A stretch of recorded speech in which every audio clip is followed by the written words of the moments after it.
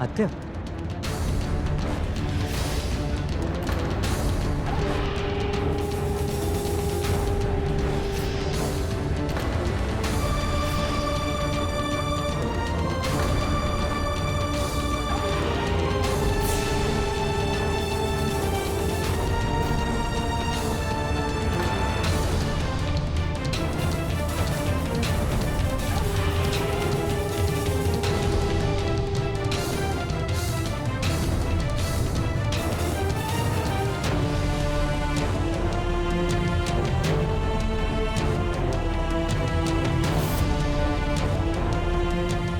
आता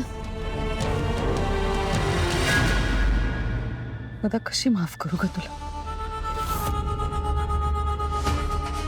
तूच सांग, कशी वागलीस तू घरच्यांशी, वेदाशी?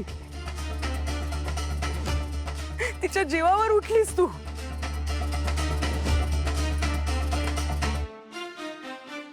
असं असताना या घरात तुला कसं राहू द्यायचं आम्ही? रागाच्या भरात वागले वहिनी. परत नाही वागणार. मला माफ करा.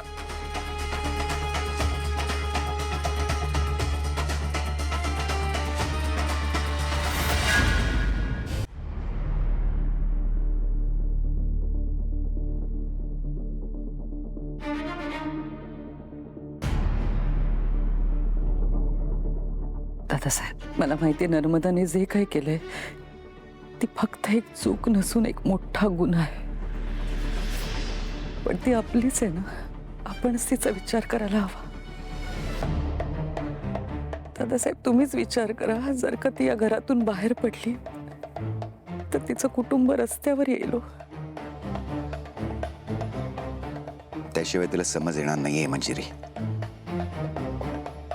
दादासाहेब, अहो ती म्हणाली ना, तिने कबूल केलंय ना की तिच्याकडून चूक झाली, पुन्हा असं नाही होणार म्हणून. आपण विश्वास ठेवूया ना तिच्यावर, प्लीज.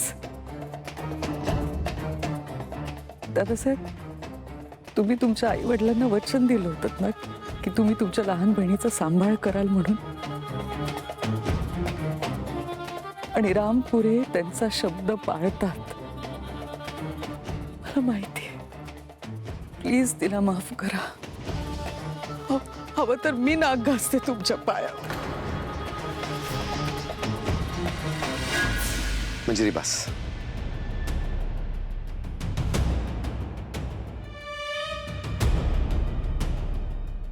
नर्मदासाठी तू हे करायची काहीच गरज नाही.